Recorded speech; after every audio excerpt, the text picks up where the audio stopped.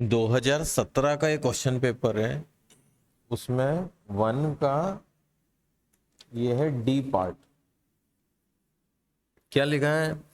एक circular steel की rod है, 10 मिलीमीटर उसका डायमीटर है। उसको टेस्ट किया टेंशन फोर्स लगा के, तो यह पाया गया अगर उस पर 11 किलो न्यूटन का फोर्स लगाएं तो उसकी जो टोटल लेंथ 300 मिलीमीटर की थी उसमें 0.2 मिलीमीटर का एक्सटेंशन हुआ। एक्सटेंशन मतलब खिंचाव हुआ। टोटल खिंचाव 300 मिलीमीटर लंबाई पर 0.2 मिलीमीटर हुआ, तो ई की वैल्यू प्राप्त करें। बहुत आसान सवाल है ये होना चाहिए था 1 नंबर का सवाल, पर ये कितने का है? 8 नंबर का। हाँ मतलब मैं होता तो कोई इसको 1 नंबर का बनाता। सबसे पहले क्वेश्चन को देखकर उसमें क्या क्या डाटा उपलब्ध है उसको लिख लेते हैं। तो ये देखो, गिवन डाटा इसमें लिख दिया है। टोटल लोड जिसे हम पी से संबोधित कर रहे हैं 11 किलो न्यूटन का है, जिसका मतलब है 11,000 न्यूटन। डायमीटर दिया हुआ है 10 मिलीमीटर, लेंथ दी हुई है 300 मिलीमीटर, चेंज इन लेंथ दिया हुआ है डेल एल से, जिसे हम डिनोट करते हैं 0.2 मिलीमीटर। अब इसका हम निकालेंगे area of cross section. Area of cross section π/4 D square. बहुत ही ज्यादा सरल सवाल है ये। π/4 10 स्क्वायर। अभी इसको लिख लेते हैं 100 π/4 मतलब 25 पाई। ये है इसका एरिया। ठीक है। अब स्ट्रेस डिवाइडेड बाय स्ट्रेन क्या होता है? ये तो पता है। स्ट्रेस डिवाइडेड बाय स्ट्रेन क्या होता है? Modulus of elasticity. इस केस में, इस क्वेश्चन में स्ट्रेस कितनी है? P/A यानी 11,000 डिवाइडेड बाय 25 पाई। ठीक है। इसमें स्ट्रेन कितनी है? चेंज इन लेंथ बटा ओरिजिनल लेंथ 0.2 डिवाइडेड बाय 300 कितना हो जाएगा? मान लो 2/3000। फिलहाल ऐसा लिख लेते हैं, लिखने में आसानी हो रही है सिर्फ इसलिए। तो अब E इक्वल टू स्ट्रेस बटा स्ट्रेन है, तो स्ट्रेस की मैं ऊपर वैल्यू रख देता हूं 11,000 डिवाइडेड बाय 25 पाई। पूरे के डिवाइड में स्ट्रेन, स्ट्रेन कितना है? 2/3000। अब ऐसे में क्या करते हैं, इसको उल्टा करके इसमें मल्टीप्लाई कर देते हैं, है ना।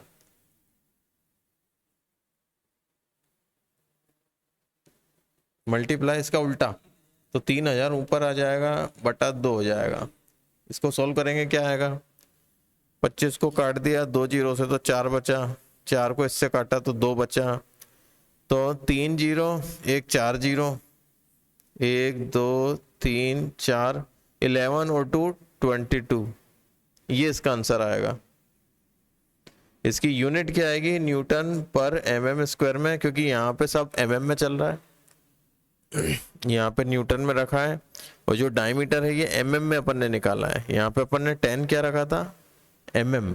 तो 10 का स्क्वायर हुआ तो mm का स्क्वायर हो गया, तो एरिया की यूनिट mm स्क्वायर चल रही। तो ये आ गया इसका आंसर। कितना सिंपल था।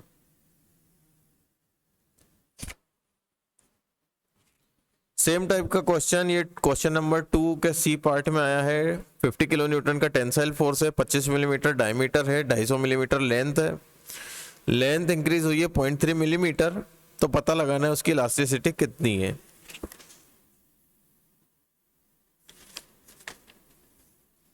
इसे मैं यहां शॉर्ट में कर सकता हूं।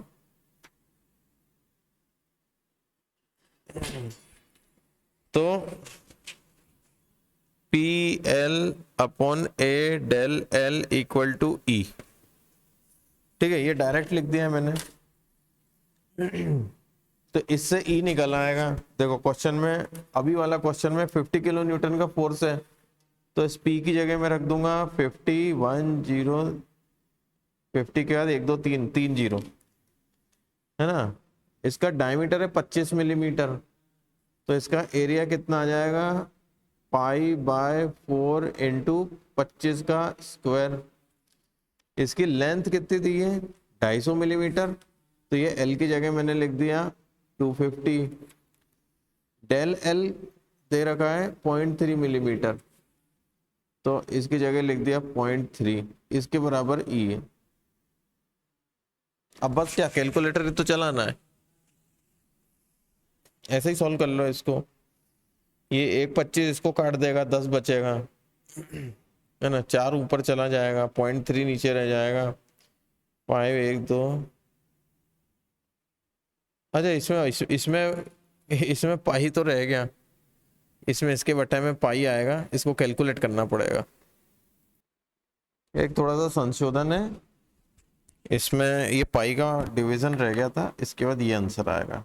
इसमें देख लेते हैं 5000, एक और जीरो है, multiply 10 divided by pi multiply 4 divided by 25 divided by 0.3। तो इससे ई निकल के आया 84882.63 न्यूटन पर mm स्क्वायर। कैलकुलेशन एक बार और चेक कर लेते हैं। 50,000 into 250 into 4 divided by pi divided bye 25 का स्क्वायर डिवाइडेड बाय 0.3। हाँ सही है, 848826। तो बहुत, तो ये इतना छोटा सवाल 6 नंबर का आया था, जबकि इसको अपन ने सिर्फ एक लाइन में कर दिया। पर अपन एक लाइन में नहीं करेंगे, अपन ये पैटर्न फॉलो करेंगे। पहले गिवन डाटा लिखेंगे, फिर उसके बाद एरिया निकाला अलग से, फिर स्ट्रेस और स्ट्रेन अलग से निकाला, फिर उनको डिवाइड किया और ई की वैल्यू प्राप्त करी। 6 नंबर लायक लगेगा थोड़ा। अगर सिर्फ ऑब्जेक्टिव में आता है तो डायरेक्ट ऐसे कर दो, खत्म। ऑब्जेक्टिव में ऐसे आ सकते हैं कभी कभी। और देखते हैं, एक क्वेश्चन और देख लो, ये रहा। ये 2018 का क्वेश्चन है। 1 का सी पार्ट है, 1 मीटर लेंथ है स्टील रॉड की, 2 सेंटीमीटर डायमीटर है, मतलब 20 mm डायमीटर हो गया। इसके ऊपर कितना फोर्स है, 10 किलो न्यूटन का। 10 किलो न्यूटन का फोर्स है। स्ट्रेस कैलकुलेट करनी है, कर लेंगे। स्ट्रेन कैलकुलेट करनी है, वो भी हो जाएगा। परसेंटेज इलोंगेशन भी करना है। अगर मॉडुलस ऑफ इलास्टिसिटी है 2 इंटू 10⁵ न्यूटन पर mm स्क्वायर। इस क्वेश्चन में डेल एल नहीं दिया है, कितनी लंबाई बढ़ी वो नहीं बताया है, वो अपन निकाल लेंगे।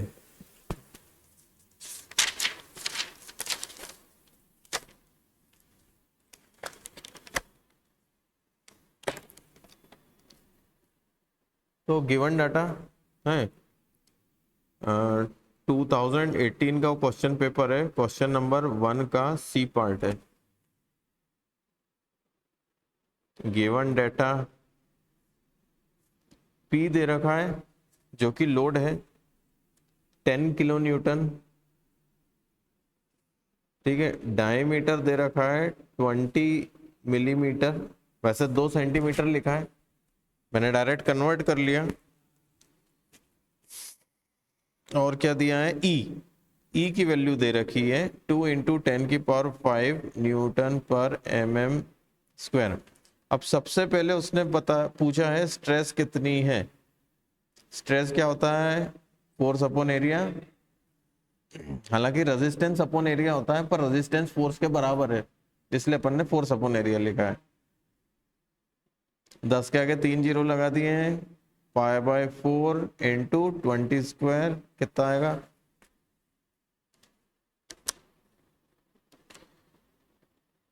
10 के आगे 4 जीरो नहीं 3 zero, divided by pi multiply by 4, क्योंकि 4 ऊपर जाके मल्टीप्लाई होगा, divided by 20 square, 31.83 millimetre Newton पर मिलीमीटर स्क्वायर। ये आ गई स्ट्रेस। सेकंड पूछा है स्ट्रेन कितनी आएगी, स्ट्रेन कितना आएगा ये पूछा है। तो इसको निकालने के लिए क्या करेंगे, फॉर्मूला उपयोग करेंगे, stress upon strain equal to E. तो इससे क्या मिल जाएगा, स्ट्रेन को इधर ले जाएं और ई को नीचे ले जाएं, तो फॉर्मूला बन गया strain equal to stress upon E. Stress अपन ने भी निकाल ही लिया है, ई की वैल्यू दे रखी है, तो स्ट्रेन इक्वल टू ये रहा 31.83 डिवाइडेड बाय 2 इंटू 10 की पावर 5। देखो आप दोनों की यूनिट सेम है, 31.83 की कितनी है, न्यूटन पर एमएम स्क्वायर, और ई की कितनी है, हाँ, तो ये दोनों एक दूसरे की यूनिट को काट देते हैं।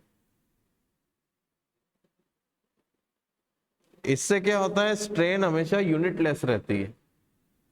इसको डिवाइड करना पड़ेगा कैलकुलेटर से, 31.83 डिवाइडेड बाय 2e5, 2e5 मतलब 2 के आगे 10 की घात 5, 2 इंटू 10 की power 5।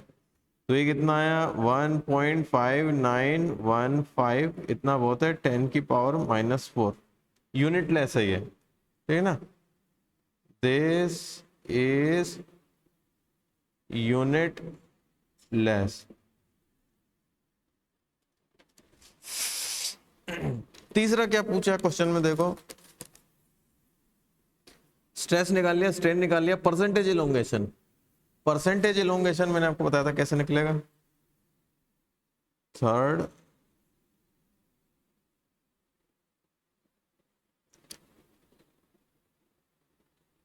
Percentage elongation. Percentage elongation कैसे निकलता है, del L upon L multiply by 100, ये परसेंट में निकलता है। डेल एल कितना आया अपन ने निकाला नहीं है अभी, पर डेल एल अपॉन एल क्या होता है, स्ट्रेन होता है। डेल एल अपॉन एल क्या है, स्ट्रेन, ये अपन को मिल चुका है। तो इस डेल एल अपॉन एल की जगह हम डायरेक्ट ये वैल्यू रख सकते हैं, तो 1.5915 इंटू 10 की पावर -4 इंटू 100, तो क्या आएगा 1.5915 इंटू 10 की पावर -2%। तो इसको अपन -2 जो 10 की पावर है, ओके, जो 10 की पावर -2 है, इसे अगर हम देखें तो ये आएगा 0.015915%। तो ये क्या आया, परसेंटेज इलोंगेशन।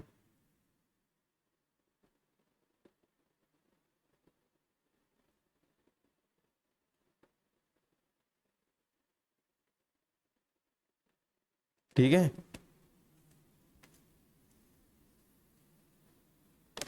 बस यही 3 पूछी हैं चीजें,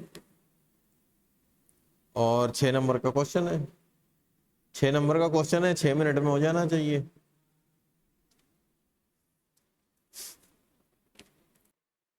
एक क्वेश्चन और देख लो, क्योंकि इसमें थोड़ा सा कंफ्यूज करने की कोशिश करी गई है। ये भी 2018 का क्वेश्चन पेपर है। एक ब्रास की रॉड है, मटेरियल कौन सा लिखा है उससे अपने को ज्यादा कोई फर्क नहीं पड़ता है, 2 सेंटीमीटर डायमीटर है, ठीक है, 1.5 मीटर उसकी लंबाई है, इन दोनों की यूनिट अलग है। जब भी हम फॉर्मूले में रखेंगे तो या तो 1.5 मीटर को सेंटीमीटर में कन्वर्ट कर लेंगे, तो 100 का मल्टीप्लाई होगा तो हो जाएगा 150। हाँ, या तो फिर इसको मीटर में कन्वर्ट करो। इसके ऊपर एक्सियल पुल लगाया, पुल मतलब खींचना, है ना, रस्सी से हम क्या करते हैं, खींचते हैं।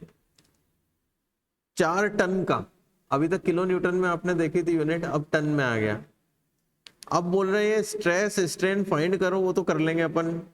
इलोंगेशन वो भी निकाल लेंगे। मॉडुलस ऑफ इलास्टिसिटी की यूनिट देखो आप काय में है, 1 × 10⁶ किलोग्राम प्रति सेंटीमीटर स्क्वायर।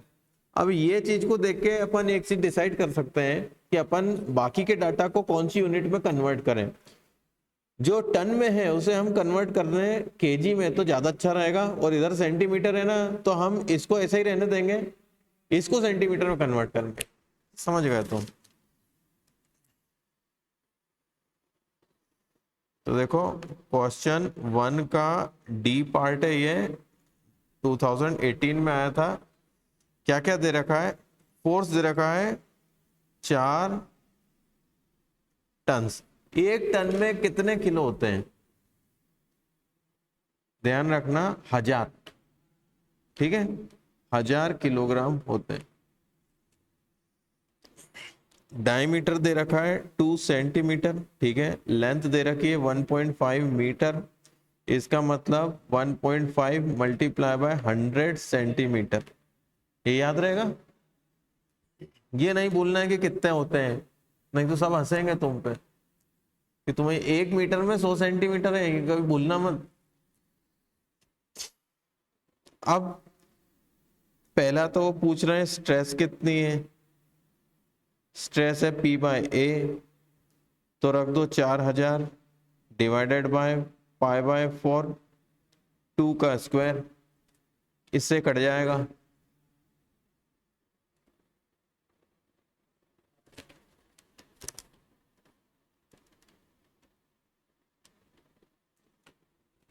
वन 273.24 कर देता हूं मैं, किलोग्राम प्रति सेंटीमीटर स्क्वायर। अब इसमें ये यूनिट ध्यान से देखो, 4000 किलोग्राम था, 2 का स्क्वायर किया, ये 2 क्या था? सेंटीमीटर में, तो 2 का स्क्वायर किया तो सेंटीमीटर का भी स्क्वायर हो गया, तो इसलिए बटे में था वो अपॉन में था, तो centimetre square.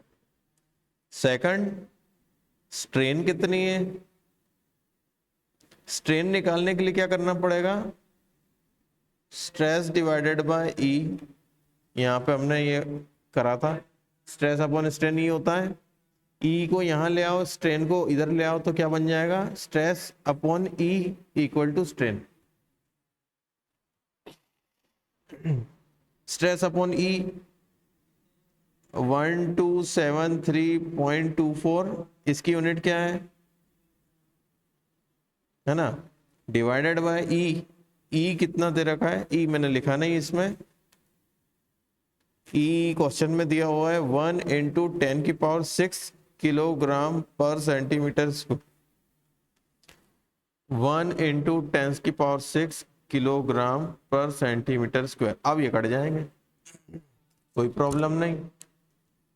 1273.24 divided by E6, E6 मतलब 10⁶, तो ये आ गया 1.27324 मल्टीप्लाई 10⁻³ ये क्या आया है? स्ट्रेन। ये यूनिट लेस है, ठीक है। अब तीसरी चीज पूछी है इसमें, इलोंगेशन।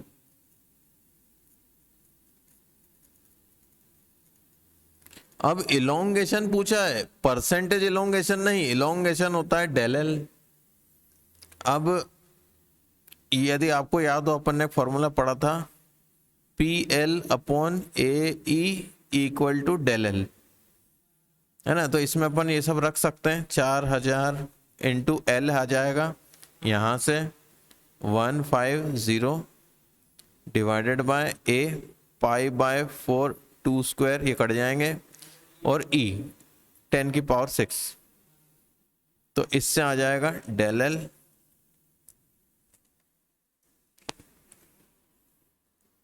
4000 मल्टीप्लाई 150 डिवाइडेड बाय पाई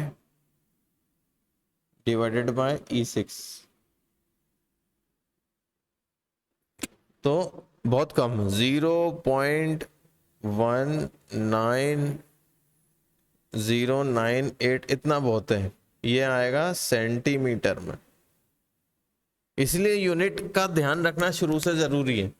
अपन ने ये इकाई में रखा था 150 सेंटीमीटर में, तो ये आंसर भी इकाई में आएगा सेंटीमीटर में, क्योंकि बाकी सारी चीजें आपस में एक दूसरे को काट रही हैं। 4000 की यूनिट क्या है? किलोग्राम। इसकी यूनिट में आ रहा था किलोग्राम प्रति सेंटीमीटर स्क्वायर, तो इसका किलोग्राम इसके किलोग्राम को काट देगा। फिर ये 2 स्क्वायर का सेंटीमीटर स्क्वायर हो जाएगा, और इसके साथ आ रहा है किलोग्राम प्रति सेंटीमीटर स्क्वायर, तो डिवाइड वाला सेंटीमीटर स्क्वायर इसके सेंटीमीटर स्क्वायर को काट देगा, तो सिर्फ इसकी यूनिट बचेगी सेंटीमीटर। तो ये कुछ आसान से एग्जाम्पल थे, सॉल्व करके दिखाए। इस प्रकार के आएंगे तो छोड़ना नहीं है आपको। ये क्वेश्चन भी जो भी अपन ने किया, ये देखो 8 नंबर का क्वेश्चन है और अपन को 8 मिनट से भी कम लगा इसमें। इसको छोड़ना नहीं है। क्वेश्चन इस प्रकार के जितने भी कॉपी में किताब में मिलेंगे उनको सॉल्व कर लेना, प्रैक्टिस कर लेना।